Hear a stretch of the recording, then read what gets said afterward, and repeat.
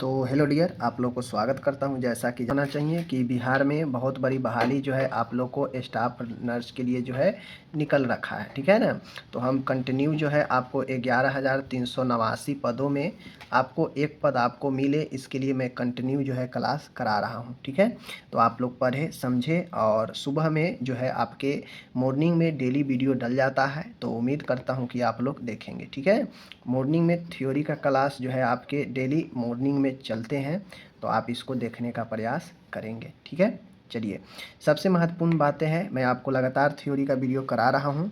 Theory के video में देखिए, अब यहाँ पे मैं जो क्वेश्चन लेकर आया हूँ, तो कुछ क्वेश्चन काफ़ी अच्छे अच्छे हैं। जैसे आप लोग को पता है डायलिसिस, ठीक है ना। आप लोग को पता है डायलिसिस जो होता है, ठीक है ना, डायलिसिस। तो ये डायलिसिस जो है आपको दो प्रकार से होता है, ठीक है। एक होता है कौन सा, एक होता है हीमोडायलिसिस। एक कौन सा होता है, हीमोडायलिसिस होता है, समझ गए। और दूसरा जो अपन होता है वो कौन सा होता है, पेरिटोनियल डायलिसिस। कौन सा होता है, पेरिटोनियल, ठीक है ना, पेरिटोनियल डायलिसिस, समझ गए। ये दो डायलिसिस होता है। तो ये जो पेरिटोनियल डायलिसिस होता है ये काफ़ी ज़्यादा प्रचलित नहीं है, समझ गए। इसमें इरिगेट किया जाता है, इसमें एक बैग होता है जिससे एक लिक्विड को डाला जाता है एब्डोमिनल के अंदर और उसे पेरिटोनियल कैविटी में डाला जाता है, उसे इरिगेट करके वेस्ट पदार्थ को बाहर निकाला जाता है, समझ गए। हीमोडायलिसिस काफ़ी ज़्यादा प्रचलित है क्योंकि इसको करना आसान है, समझ गए। और जितना सप्ताह में ज़रूरत हो कंडीशन के हिसाब से हीमोडायलिसिस किया जाता है, बहुत ज़्यादा प्रचलित है। इसमें हेमो नाम इसीलिए दिया जाता है क्योंकि इसमें ब्लड को प्यूरिफाइड किया जाता है। इसमें जो है आपके सीधा वेस्ट को बाहर निकाल दिया जाता है, इसमें ब्लड को रोल जो है नहीं उतना होता है, समझ लीजिए, ठीक है।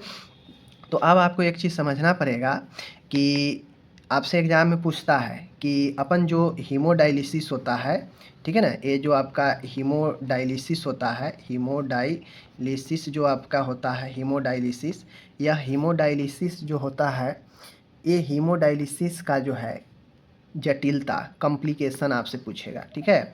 मोस्ट इम्पॉर्टेंट कॉम्प्लिकेशन जो है आपसे पूछा जा सकता है कि इसका कॉम्प्लिकेशन बताइए। तो देखिए, हीमोडायलिसिस का जो जटिलता होता है वो जटिलता होता है कि हीमोडायलिसिस करने से चूँकि ब्लड का प्यूरिफाइड होता है, एक साइड से ब्लड निकलता जाता है और दूसरे साइड से ब्लड पुनः बॉडी में आते जाता है, तो उस अकॉर्डिंग कॉम्प्लिकेशन में हाइपोटेंशन जो है आपका, हाइपोटेंशन, ठीक है ना। हाइपोटेंशन याद रखिएगा, निम्न रक्तचाप, निम्न रक्तचाप यानी रक्तचाप घट सकता है हीमोडायलिसिस के जटिलता में, समझ गए। तो ये सबसे महत्वपूर्ण जटिलता है, समझ गए।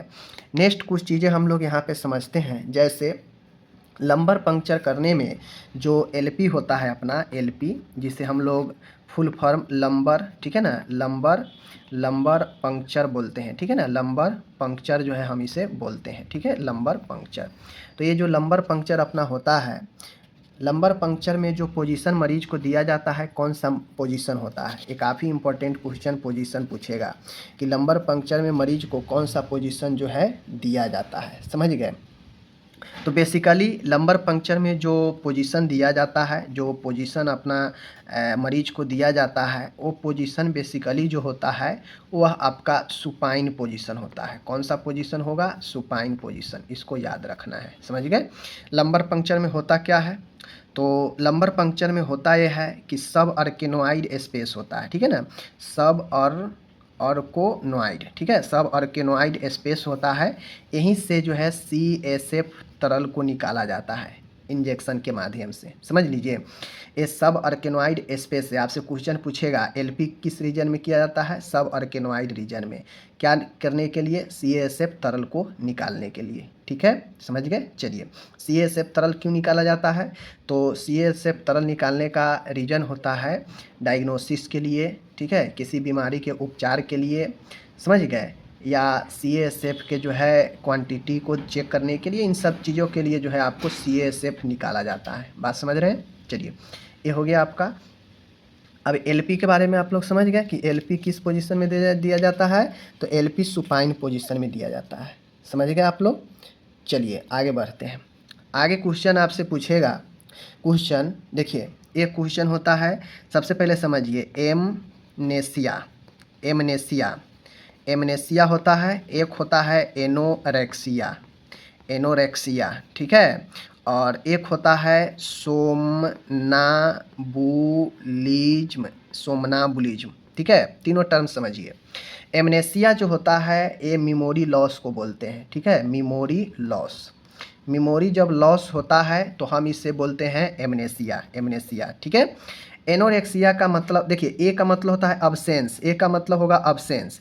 तो यहाँ पे एनोरेक्सिया का मतलब होता है भूख न लगना, ठीक है, भूख न लगना, भूख नहीं लगना या लॉस ऑफ एपेटाइट, ठीक है, इसी को हम लोग बोलते हैं, समझ गए। सोमनाबुलिज्म जो होता है माय डियर, सोमनाबुलिज्म जो होता है यह नींद में चलना, नींद में चलना, नींद में चलना, इसे हम लोग सोमनाबुलिज्म बोलते हैं, ठीक है। ये सब चीज़ आप लोग याद करके रखिए, समझ गए। चलिए, तो भूख नहीं लगना अगर आपसे कोई पूछेगा तो क्या होगा, जो है एनोरेक्सिया, एनोरेक्सिया, ठीक है। चलिए इसमें और चीज़ें समझते हैं। और चीज़ क्या समझना है, जैसे हाइपोक्सिया, हाइपोक्सिया, हाइपोक्सिया का मतलब क्या समझते हैं। देखिए हाइपोक्सिया का मतलब होता है, हाइपो मतलब क्या होता है, कम, कम। ऑक्सिया का मतलब होता है ऑक्सीजन, ऑक्सीजन, ठीक है, ऑक्सीजन। ये दो वर्ड है। तो कम ऑक्सीजन, हाइपोएक्सिया, हाइपोऑक्सिया में होता यह है कि जो टिश्यू होता है, जो टिश्यू अपन है, उस टिश्यू में ऑक्सीजन का जो है कमी होता है, ऑक्सीजन का कमी, टिश्यू में ऑक्सीजन का कमी, उसे हाइपोक्सिया बोलेंगे, ठीक है। दूसरी भाषा में इसी को हाइपो एक्सेमिया, हाइपोएक्सेमिया रहेगा तो इसे क्या बोलते हैं, ये रक्त में ऑक्सीजन का कमी, ठीक है ना, रक्त में ऑक्सीजन का कमी जो है आपको क्या कहलाएगा, हाइपोएक्सेमिया। बीच में एम लगा रहेगा, समझ जाइएगा कि यह रक्त में ऑक्सीजन का कमी है। सीधा हाइपोक्सिया रहेगा तो ऊतक में ऑक्सीजन का कमी, बात समझ रहे हैं। चलिए ये हो गया अपन। अब आता है यहाँ पे मैं एक चीज़ बता दूँ आपको, क्वेश्चन आपसे बार बार पूछता है, मैं बता दूँ यहाँ पे आप लोग निश्चिंत हो जाइए। क्वेश्चन पूछता है इंसोमनिया, ठीक है ना, ध्यान दीजिएगा, इंसोमनिया, ठीक है ना, इंसोमेनिया एक होता है और एक होता है एटेक्सिया, एटेक्सिया, समझ गए, एटेक्सिया। एटेक्सिया और इंसोमेनिया का मतलब क्या होता है, इन चीज़ों को आप लोग यहाँ पे समझिए, समझ रहे हैं। तो ये जो एटेक्सिया होता है, ये जो अपन एटेक्सिया है, एटेक्सिया जो होता है यह बेसिकली संतुलन में, ठीक है ना, संतुलन में या समन्वय में, ठीक है ना, समन्वय, ठीक है ना, समन्वय में या संतुलन में जो है आपको क्या होता है, गड़बड़ी आ जाता है, समझ गए। यह एक न्यूरोलॉजिकल विकार है, कौन सा है, यह एक जो है न्यूरोलॉजिकल विकार है, यानी यह एक तंत्रिकीय जो है बीमारी है, समझ गए। तंत्रिका में समस्या, नर्व में समस्या होने से संतुलन नहीं बन पाता है, समन्वय कोऑर्डिनेशन नहीं बन पाता है, और यह होता है ब्रेन में जो नर्व है उसके कमजोरी, मसल्स कमजोरी के कारण। एटेक्सिया बेसिकली इम्पेयर इम्बैलेंस और कोऑर्डिनेशन है, समझ गए, जिसमें बॉडी सही से समन्वय नहीं स्थापित कर पाता है, समझ गए, तो ये होता है। इंसोमेनिया होता है अनिद्रा, समझ गए, अनिद्रा, अनिद्रा जो होता है बेसिकली यह इंसोमेनिया होता है, जिसमें व्यक्ति को सोने में समस्या होता है, बार बार रात में जगना, ठीक है, नींद नहीं आना, सुबह में जल्दी उठ जाना, इंसोमेनिया में ये सारे चीज़ जो है आपके होते हैं, समझ रहे हैं। चलिए आगे बढ़ते हैं। आगे जब हम लोग यहाँ पे बात करते हैं तो आगे आता है कर्निंग्स साइन, क्या चीज़, देखिए यहाँ पे मैं बता देता हूँ, कर्निंग, ठीक है ना, कर्निंग्स साइन, समझ गए, कर्निंग साइन। अब ये बेसिकली कर्निंग साइन पॉजिटिव जो है कहाँ पे होता है, समझ गए, आपसे एग्जाम में पूछेगा कर्निंग साइन जो है पॉजिटिव कहाँ पे होता है, समझ गए, कहाँ पे, किसमें पॉजिटिव जो है कर्निंग साइन होगा।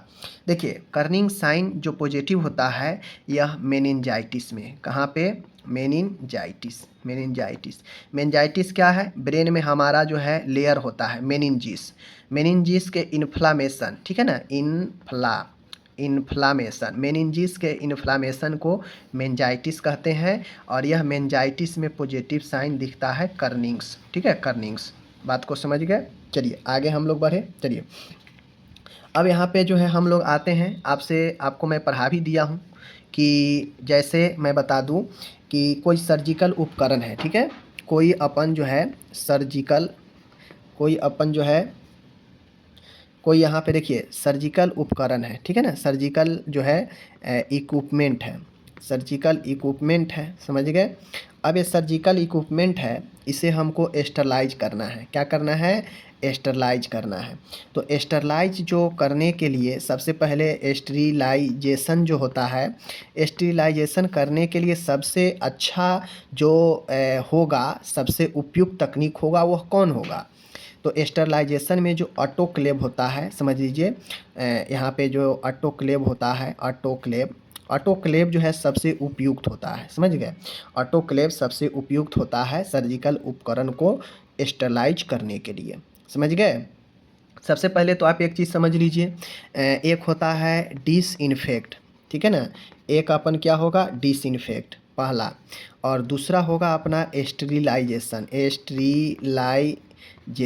स्टरीलाइजेशन जो होता है, इसे कीटाणुनाशन बोलते हैं। क्या बोलते हैं? कीटाणुनाशन, ठीक है, कीटाणुनाशन, ठीक है। और इसको बोलते हैं हम लोग बीज संक्रमण। दोनों बीज संक्रमण का ही विधि है, दोनों बीज संक्रमण का ही विधि है अपना। लेकिन ध्यान दीजिएगा, ये जो डिसइंफेक्ट है, स्टरलाइज है, दोनों में अंतर है। अगर आप डिसइंफेक्ट मेथड का उपयोग करते हैं किसी सूक्ष्म जीव को मारने के लिए या किसी भी चीज़ को साफ़ करने के लिए, तो यह कंप्लीट रूप से उसको साफ़ नहीं करता है, यानी कुछ न कुछ अंश जो है बच जाता है। यानी स्पोर को पूर्ण तरीक़ा से कौन नष्ट करेगा? स्पोर को पूर्ण तरीक़ा से ये नष्ट करेगा जड़ से, जबकि ये जड़ से साफ़ तो कर देगा, बट यह जड़ से साफ़ नहीं कर पाएगा। समझ रहे हैं बातों को? और जड़ से साफ़ कौन करेगा? स्टरलाइजेशन। तो स्टरलाइजेशन में बहुत सारे मेथड होता है। एक होता है आपका फिजिकल मेथड, और एक होता है केमिकल मेथड। फिजिकल में फिजिकल उपयोग करते हैं, केमिकल में केमिकल उपयोग करते हैं, समझ गए। तो ये दो तरीका होता है आपके डिसइंफेक्ट का, जो कि मैंने आपको बता दिया, ठीक है। अब यहाँ पे मैं आगे बढ़ूँ, आगे बहुत ही अच्छा क्वेश्चन है। देखिए, कहता है कि ब्लड है अपना, समझ गए।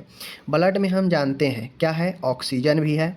ब्लड में क्या है? ऑक्सीजन भी है, समझ रहे हैं। ब्लड में अपना CO2 भी है, समझ गए। थोड़ा बहुत तो है ही, कार्बन डाइऑक्साइड भी है, ऑक्सीजन है, ब्लड में बहुत सारे चीज़ है। सबसे पहले तो आप ये समझिए, अपन जो ब्लड है, कोई भी चीज़ अगर 100% बनता है, तो 100% में ब्लड जो है वो आपके दो पार्ट में डिवाइड है, ठीक है। एक अपना है ब्लड कार्पसल्स, ठीक है। तो ब्लड कार्पसल्स है, और एक है आपका क्या चीज़? प्लाज्मा, समझ गए, प्लाज्मा। ब्लड कार्पसल्स जो है आपके, यह जो है 40 से लेकर 45% है पूरे ब्लड का। प्लाज्मा जो है आपके 55 से लेकर 60% है, समझ गए, ये है, समझ गए। अब ये जो प्लाज्मा है, इकट्ठे इतना है, ब्लड इतना है, ब्लड कार्पसल्स, रक्ताणु जिसे बोलते हैं। अब ये 3 पार्ट में है, ब्लड कार्पसल्स 3 पार्ट में है। कौन कौन पार्ट है? तो ब्लड कार्पसल्स में जो 3 पार्ट है, मैं बता देता हूँ ऊपर में। चलिए देखिए, ब्लड कार्पसल्स जो होता है, यहाँ पे देखिए आप लोग, जो ब्लड कार्पसल्स है, ब्लड जो सी है कार्पसल्स, ये 3 पार्ट है, 3 पार्ट, ठीक है, 3 पार्ट कौन कौन सा है? एक है आपका आरबीसी, समझ गए। एक है WBC, ठीक है, और एक है आपका प्लेटलेट, समझ गए, प्लेटलेट। ये तीनों जो है ब्लड कार्पसल्स है, जो कितना है पूरे ब्लड का? 40 से 45%, ठीक है। जो 40 से 45% जो है आपके पूरे ब्लड का ये है ब्लड कार्पसल, रक्ताणु, जो 3 कैटेगरी में विभाजित है। और अकेला 55 से 60% जो है वह क्या है? वो अपन प्लाज्मा है, ठीक है। प्लाज्मा में 90% जल होता है। प्लाज्मा में कितने % जल होता है? तो 90% जल होता है, ध्यान दीजिएगा, समझ गए। प्लाज्मा कौन होता है? तो जो हल्का पीला कलर का जो पार्ट होता है, वही जो है आपका प्लाज्मा होता है, हल्का पीला, समझ गए, हल्का जो है पीला होता है, वही अपना प्लाज्मा होता है। बात समझ गए। चलिए, ये हो गया बेसिक जानकारी। ब्लड का पीएच मान कितना होता है? तो 7.35 से लेकर 7.45 जो है आपके ब्लड का पीएच होता है, समझ गए, इतना समझिएगा। तो इन चीज़ों को आप लोग समझ गए। आगे देखिए, आगे हम लोग क्या पढ़ रहे थे कि ब्लड में, जो ब्लड है, ब्लड में CO2 की मात्रा जो है, CO2 की मात्रा बढ़ जाना क्या कहलाता है? समझ गए, ये हम लोग पढ़ रहे थे, बढ़ी हुई मात्रा क्या कहलाता है, समझ गए। तो देखिए, बढ़ना को हम लोग क्या चीज़ से सूचित करते हैं?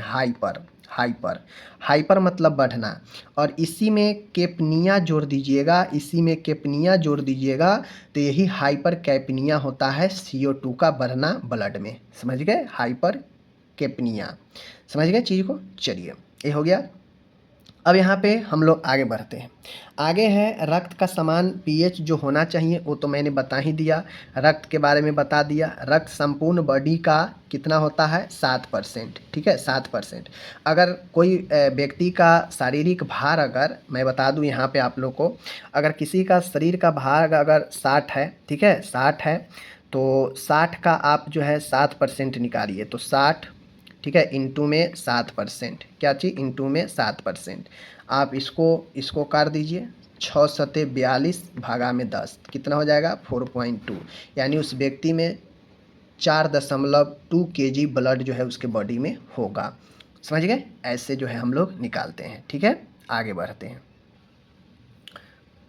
तो यहाँ पे मैं आपको कुछ चीज़ें और बताता हूँ। जैसे देखिए, आपसे एग्ज़ाम में पूछेगा कि टेकीकार्डिया जो होता है, ठीक है ना, टेकीकार्डिया जो होता है अपना, टेकीकार्डिया, ये टेकीकार्डिया कब होता है। देखिए 2 कंडीशन होता है।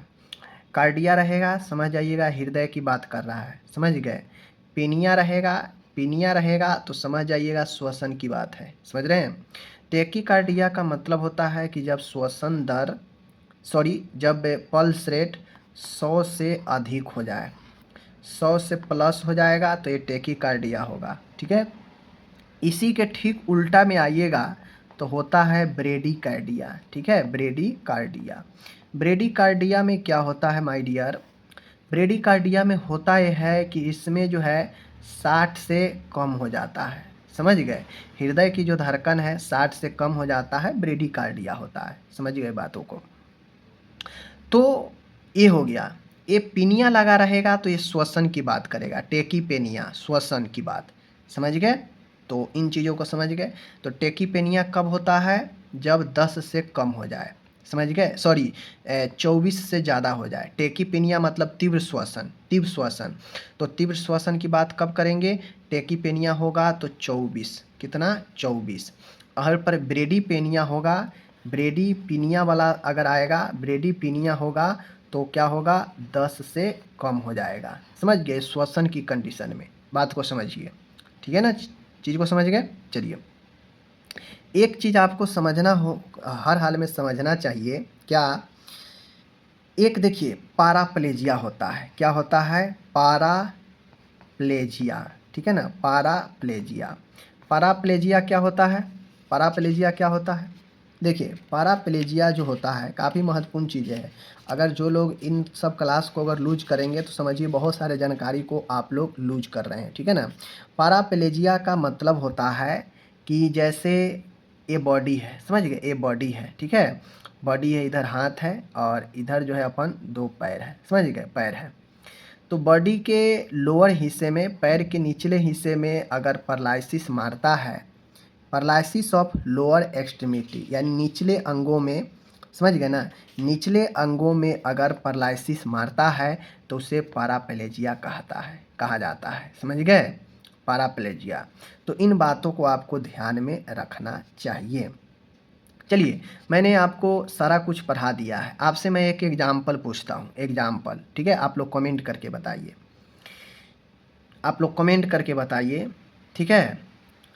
नॉर्मल सलाइन NS यह क्या है, यह हाइपोटोनिक है, हाइपोटोनिक है, या फिर यह हाइपरटोनिक है, हाइपरटोनिक है, या फिर ये जो है आइसोटोनिक है, आइसोटोनिक है।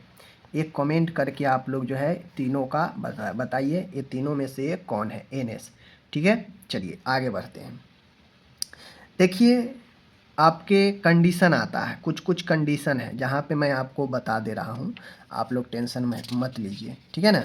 देखिए होता क्या है, जैसे आपसे एग्ज़ाम में पूछेगा ICF, ICF का फुल फॉर्म बताइए, ठीक है। ECF, ये 2 चीज़ें होती हैं, ICF और ECF 2 होता है, समझ गए, 2 चीज़ें होता है। ICF जो होता है आपको ध्यान में रखना होगा, इंट्रा सेलुलर फ्लूइड होता है, क्या होता है, इंट्रा, देखिए इंट्रा सेलुलर फ्लूड, ठीक है, इंट्रा सेलुलर फ्लूड होता है। समझ रहे हैं बात को। ईसीएफ का मतलब होता है, ईसीएफ का मतलब होता है एक्स्ट्रा एक्स्ट्रा सेलुलर फ्लूड। समझ गए। चलिए ये दो चीज़ें हैं, समझ गए ना। ये इंट्रा सेलुलर फ्लूड कहने का मतलब होता है जो कोशिकाओं में होता है, कोशिका के अंदर। ईसीएफ होता है जो कोशिका के बाहर होता है। बात समझ रहे हैं ना। तो इन चीज़ों को आपको ध्यान में रखना है, ठीक है। तो अगर कोई आपसे पूछे कि आईसीएफ के मतलब क्या समझते हैं, ईसीएफ के मतलब क्या समझते हैं, तो तुरंत से उसको जो है आप बता दीजिएगा। बात को समझ रहे हैं ना। चलिए आगे चलते हैं। आगे अब हम लोग यहाँ पे चलते हैं, कुछ चीज़ें आप लोग ध्यान में रखिए। अगर अगर मैं आपसे पूछूं कि जैसे किसी मरीज को ठीक है ना, किसी मरीज को थायराइडॉक, ठीक है ना, ध्यान दीजिएगा, थायराइडेक्टोमी, थायराइडेक्टोमी ये सर्जरी हुआ है। समझ गए। थायराइड बढ़ा हुआ था, इसलिए थायराइड जो है उसको थायराइडेक्टोमी सर्जरी हुआ है। और मैं आपसे पूछूं कि इस सर्जरी के बाद मरीज को, ठीक है ना, मरीज को कौन सा पोजीशन में हम रखेंगे ताकि मरीज को अच्छा महसूस होगा, कौन सा पोजीशन होगा। तो चूंकि यह एक गले के पार्ट का सर्जरी होता है, थायराइड जहाँ बढ़ा रहता है, थायराइड ग्लैंड, तो थायराइडेक्टोमी जो होता है इसमें मरीज को हम लोग सेमी फाउलर पोजीशन देते हैं। कौन सा पोजीशन देते हैं, सेमी फाउलर जो है पोजीशन हम लोग मरीज को देते हैं। सेमी फाउलर पोजीशन का एंगल कितना होता है, 45 डिग्री, याद रखना है। सीधा फाउलर पूछेगा तो 90 डिग्री। सेमी फाउलर पोजीशन किसके लिए उपयोगी होता है, तो फाउलर पोजीशन जैसे कोई श्वसन से पीड़ित मरीज है उसके लिए, हृदय वाले मरीज के लिए, समझ गए। तो इन सब जो मरीज है उनके लिए सेमी फाउलर काफ़ी महत्वपूर्ण भूमिका निभाता है। समझ गए। अब यहाँ पे आपको बताना है, एक चीज़ मैं आपको बता देता हूँ, ध्यान दीजिएगा कि जैसे ड्रग है, दवाई है, सब दवाई का अलग अलग काम होता है। अगर आपसे मैं पूछ दूँ कि बताइए वैसा ड्रग जिससे जो है रक्त जो है, देख लीजिए, जो है रक्त जो है थक्का, ठीक है ना, रक्त थक्का जो है बनने में जो है रोकता है, कौन सा दवाई है, ठीक है, कौन सा दवाई है जो रक्त थक्का बनने को जो है रोकता है। तो इस ग्रुप के दवाई को पहले हम कहेंगे कौन सा, एंटीकोगुलेंट, एंटीकोगुलेंट, ठीक है, एंटीकोगुलेंट। ओके। अब ये जो एंटीकोगुलेंट होता है आप समझिएगा, एंटीकोगुलेंट जो दवाइयाँ होती है, बहुत सारे दवाइयाँ होती है जैसे वारफिन, ठीक है, एस्प्रिन, एस्प्रिन, ठीक है ना, एस्प्रिन, वारफिन, ये सब दवाइयाँ जो है आपके क्या होते हैं, हेपरिन, हेपरिन, हेपीरिन, समझ गए। ये सब दवाइयाँ जो है आपके एंटीकोगुलेंट होते हैं जो ब्लड को, रक्त थक्का को जो है बनने से रोकता है। समझ गए। चलिए ये हो गया। अब यहाँ पे आपको एक चीज़ ध्यान में देना होगा कि रूमेटिक फीवर मैं बता देता हूँ, देख लीजिए, रूमेटिक फीवर, रूमेटिक जो फीवर होता है, ध्यान दीजिएगा, रूमेटिक फीवर, ये जो फीवर होता है किसके कारण होता है, रूमेटिक फीवर किसके कारण होता है, बहुत आप लोग पढ़े होंगे। तो बेसिकली ये जो रूमेटिक फीवर होता है, देखिए होता तो है स्ट्रेप्टोकोकी के कारण, स्ट्रेप्टोकोकी के कारण, ठीक है ना, स्ट्रेप्टोकोकी के कारण होता है। लेकिन कौन से ग्रुप का होता है, तो ये जो है ग्रुप ए का होता है, ठीक है, ग्रुप ए का स्ट्रेप्टोकोकी के कारण ये चीज़ें होता है। बात समझ गए। चलिए, तो इन बातों को आप लोग समझ गए, उम्मीद है आप लोग ज़रूर समझ गए होंगे, ठीक है।